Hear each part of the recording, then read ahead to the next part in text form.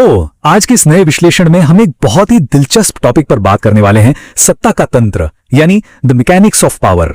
हम अक्सर सोचते हैं ना कि कैसे कोई एक लीडर या कोई खास विचारधारा और कभी-कभी सिर्फ एक गहरा आर्थिक संकट पूरे के पूरे समाज को बदल कर रख देता है।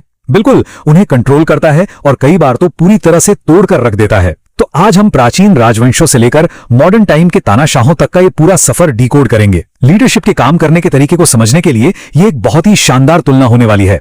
चलिए शुरू करते हैं। इस बात को गहराई से समझने के लिए जरा द्वितीय विश्व युद्ध के ठीक बाद की एक रात की कल्पना कीजिए। एक 11 साल का जर्मन बच्चा है जिसका नाम हेलमुट है। वो सोने जा रहा है, तभी उसे अपने माता पिता की कुछ बातें सुनाई देती हैं। उसके पिता, जो कुछ ही समय पहले तक नाजी शासन के कट्टर समर्थक थे, अब बहुत ही खौफनाक आवाज में पूरे परिवार की सामूहिक आत्महत्या, जी हां, सुसाइड की योजना बना रहे थे।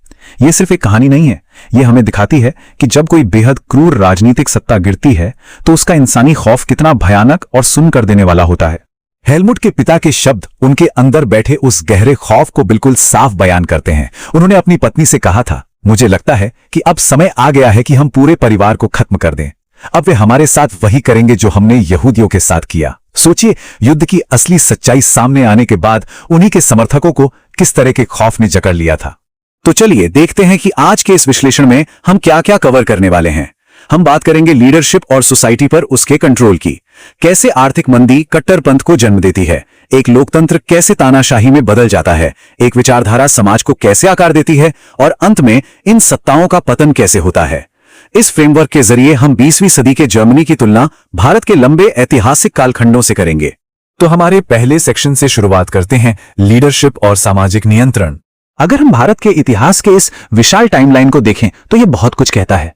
1700 ईसा पूर्व में वैदिक काल की शुरुआत होती है, फिर 322 ईसा पूर्व में मौर्य साम्राज्य का उदय, उसके बाद 320 ईस्वी के आसपास गुप्त साम्राज्य का वो मशहूर स्वर्ण युग, फिर फास्ट फॉरवर्ड करें तो 1526 में मुगल साम्राज्य की स्थापना, और अंत में 1858 में सीधे ब्रिटिश क्राउन का नियंत्रण।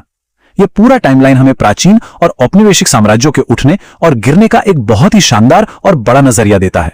और यहीं पर हमें दो बिल्कुल अलग तरह की लीडरशिप का अंतर समझ आता है।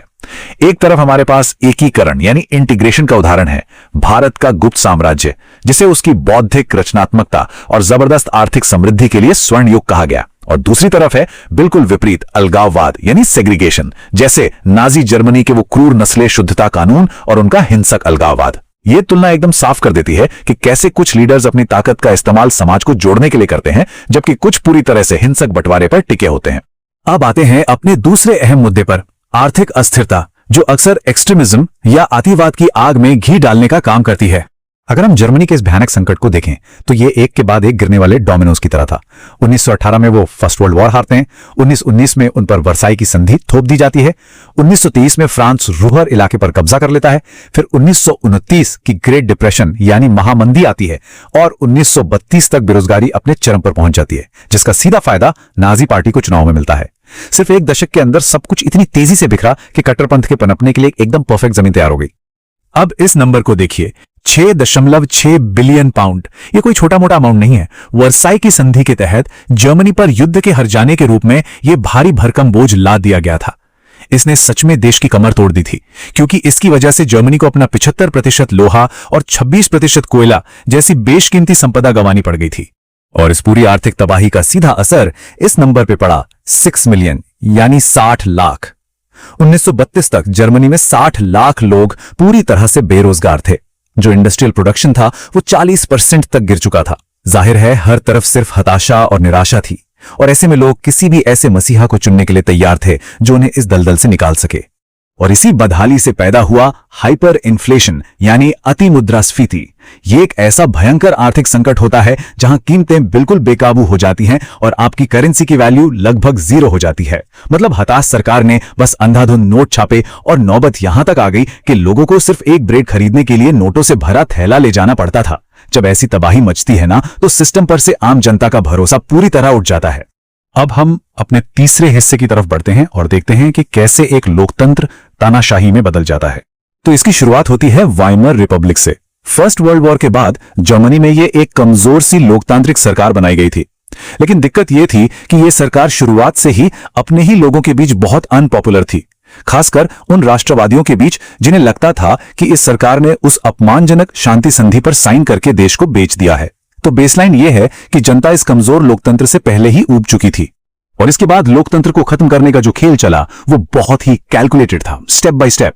पहला, जनवरी 1933 में हिटलर को चांसलर बना दिया गया। दूसरा, संसद यानी रीचटैग में एक रहस्यमयी आग लगी जिसका सीधा फायदा उठाकर इमरजेंसी लगा दी गई और लोगों के बेसिक अधिकार छीन लिए गए। तीसरा स्टेप था इनेबलिंग एक्ट का पास होना, जिसने कानूनी तौर पर उसे पूर्ण तानाशाह बना दिया। और फाइनली बाकी सभी राजनीतिक पार्टियों पर बैन लगा दिया गया। बस इस तरह से डेमोक्रेसी का पूरी तरह से खात्मा हो गया।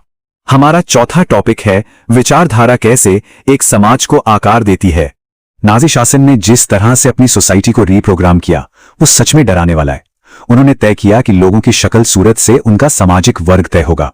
पुरुषों को बचपन से ही आक्रामक और हिंसक होना सिखाया गया, जबकि महिलाओं का काम सिर्फ प्योर ब्लड बच्चों को जन्म देने तक सीमित कर दिया गया। स्कूलों में छोटे छोटे बच्चों के दिमाग में जहर भरा गया और फिर वो भयानक सिलसिला शुरू हुआ, यहूदी आबादी और शारीरिक रूप से अक्षम लोगों के सिस्टमैटिक नरसंहार का। अगर हम पावर के इस मैकेनिज्म की तुलना इंडियन हिस्ट्री से करें तो मुगल सम्राट औरंगजेब का दौर सामने आता है। 1658 में सत्ता में आने के बाद उन्होंने भारत को वापस एक बहुत ही सख्त धार्मिक शासन की तरफ धकेल दिया। उन्होंने शराब, संगीत और नाच गाने पर पूरी तरह पाबंदी लगा दी। नए बने मंदिरों को तोड़ा गया और गैर मुस्लिम आबादी पर भारी टैक्स लगा दिए गए। और इतिहास गवाह है कि सत्ता के इस सख्त रवैये के कारण पूरे उपमहाद्वीप में कितने बड़े पैमाने पर विद्रोह हुए थे। तो यहां सबसे अहम सवाल यह उठता है कि एब्सोल्यूट पावर यानी पूर्ण सत्ता कितनी जल्दी किसी भी सभ्यता की सामूहिक सोच और उसके कल्चर को जड़ से बदल सकती है। यह डेटा हमें साफ दिखाता है कि जब कंट्रोल पूरी तरह से एक हाथ में आ जाए तो बदलाव की रफ्तार बहुत तेज और बहुत गहरी होती है। चलिए अब हम इस विश्लेषण के आखिरी हिस्से पर आते हैं, इन बड़ी सत्ताओं का पतन। अब यह स्लाइड सच में बहुत दिलचस्प है। यहां हम देख सकते हैं कि इन विशाल ताकतों का अंत आखिर हुआ कैसे।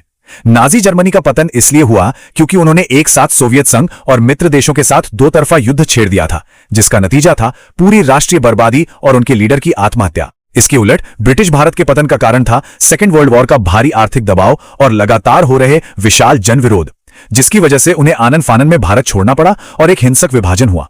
उस जल्दबाजी में हुए फैसले की कीमत क्या थी? ये नंबर देखिए, 5 लाख, यानी 5 लाख। 1947 में भारत और पाकिस्तान के उस अचानक और हिंसक विभाजन की वजह से कम इतने लोगों ने अपनी जान गंवाई थी।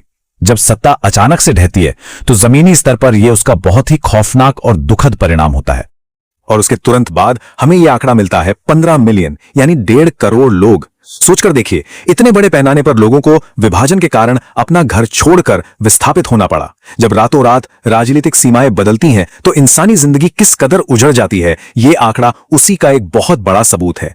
तो इस पूरे विश्लेषण के बाद हमारे सामने एक बहुत ही गहरा सवाल रह जाता है, क्या इतिहास में हुए ये अचानक पतन और खौफनाक बदलाव आज के हमारे मॉडर्न समाज के लिए भी कोई चेतावनी है? हमारी आज की लोकतांत्रिक व्यवस्थाएं असल में कितनी सुरक्षित हैं?